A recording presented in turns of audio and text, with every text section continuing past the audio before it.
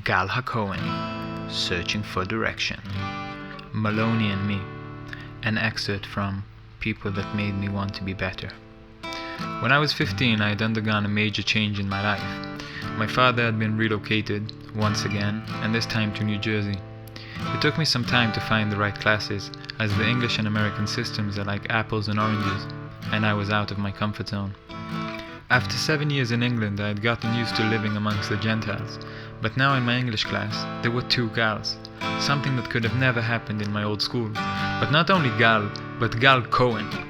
Gal Cohen was a nice, quiet boy who didn't speak too much, or at all, and after a few days of class, my teacher, Miss Malloney, gave him the nickname Good Gal as a reaction to me. But at least I still remained Gal. But with time I would transform and understand that I wanted Miss Malloney to think of me as Good Gal, but not in a quiet, reserved way, but the opposite, being and doing good in my own special way. I was in the land of freedom now. After years of wearing a tie and asking, at the start of every class, "Excuse me, sir, may we take off our blazers?" I wasn't a bad boy.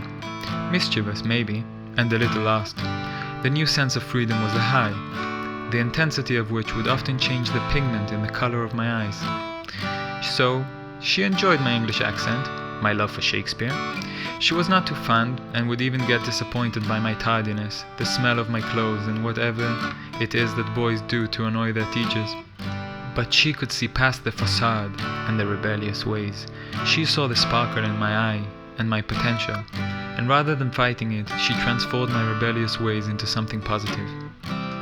I always said that Miss Malloney, for me, was like Michelle Pfeiffer in the movie Dangerous Minds.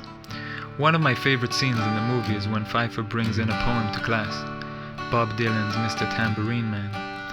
Miss Malloney was just the same, finding creative ways to connect with her students. She cared about her students, she cared about me, and not just in the classroom.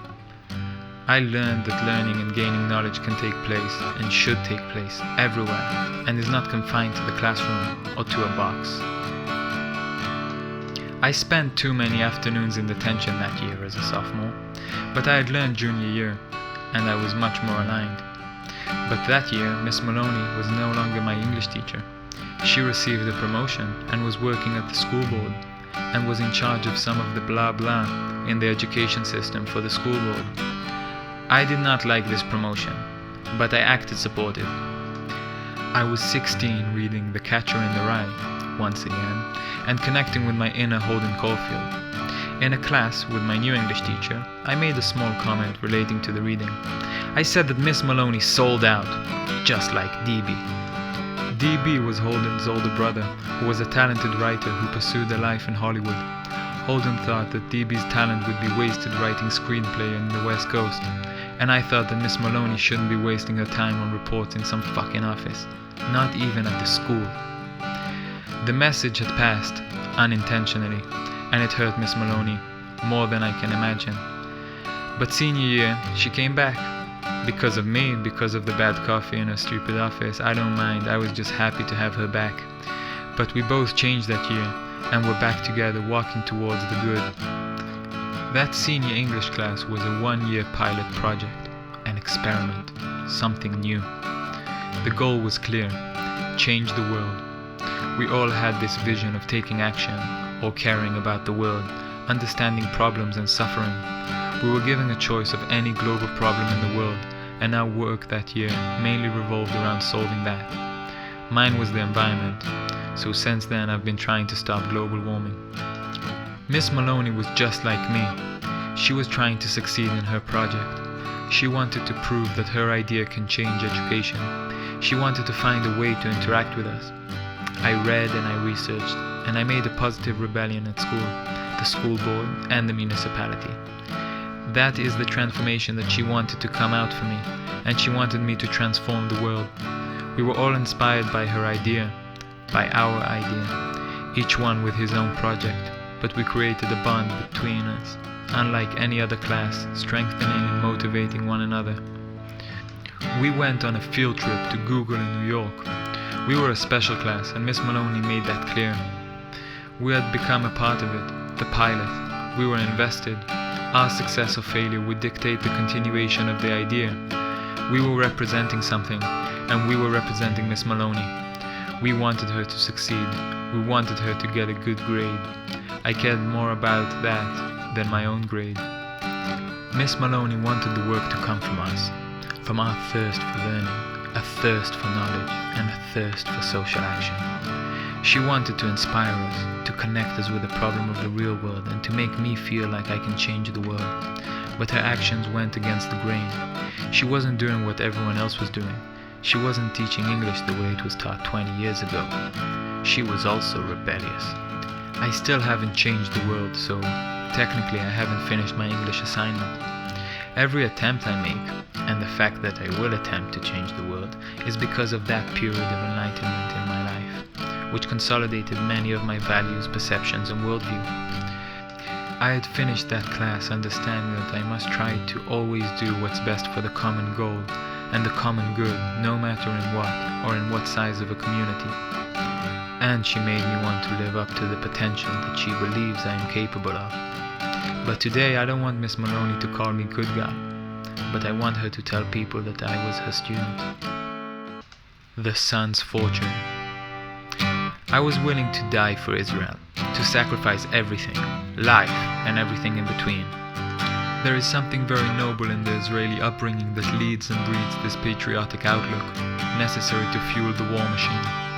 For me, as an American high school student, I interpreted the time after school, 12 years of learning and personal growth, as a time of giving for something greater than myself.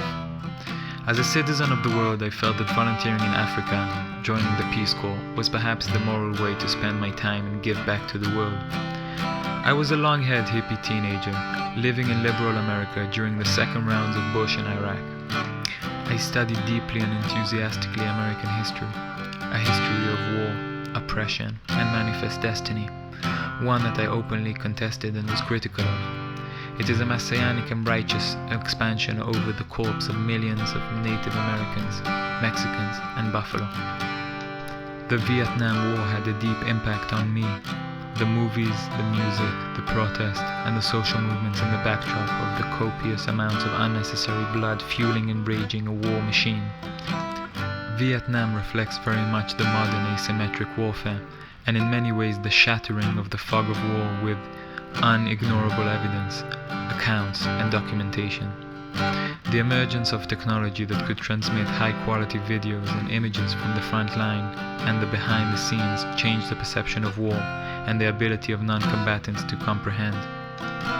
I had watched many Vietnam movies like Stanley Kubrick's Full Metal Jacket, with its detailed and holistic account of the transformation of a young man into a soldier. When I had watched war movies, I did not aspire to be a miserable yet heroic soldier, a number, sent to some foreign land to take part in atrocities, the one who could not avoid the draft. My history teacher and friend, Heggs, found it hard to conceive that I would go to the military. He even tried to dissuade me. Through his eyes, going to the military was for those who did not have a choice or too much going on in their life, and the military was their way out, a way to afford education, and a way to find something meaningful, to be part of something great. The marketing for the army in the US, Britain, or in France is not directed at someone with my profile. I, as my teacher explained, had a bright future, options, the ability to do and study anything and anywhere. But I was not quite free for me. I did not get drafted while living abroad, but not going to the military in Israeli society has a high price and long-term consequences. My situation was always a little different. There is a song by Creedence Clearwater Revival, Fortunate Son. It speaks of those who could avoid the Vietnam draft, like Congressman's son. Michael Moore had offended various congressmen for his documentary, provoking them to draft their children to fight in Iraq, the war that they supported. I felt a strong feeling of dissonance and cowardly double standard. How could these people be prepared to risk the lives of the masses and of other people's children for a cause that they claimed was so imminent and justifiable, alibied by liberal values, but their children were too important to die in this war?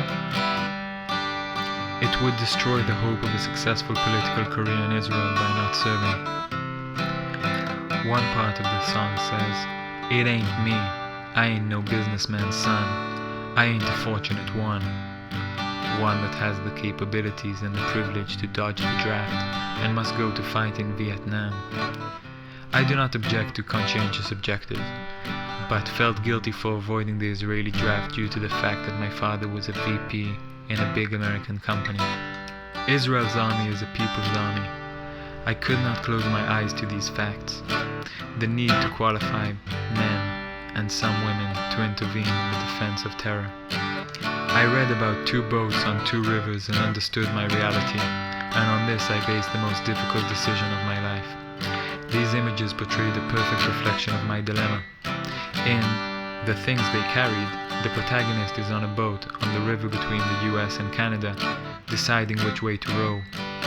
Having been drafted to the war in Vietnam, he is torn, ready to leave his life, his family, his culture, to build a new life in Canada, or return home and get drafted. This imagery had tied into another book that I had read at that time, Siddhartha by Hermann Hesse. In this book, the Buddha is on a river embarking on a split.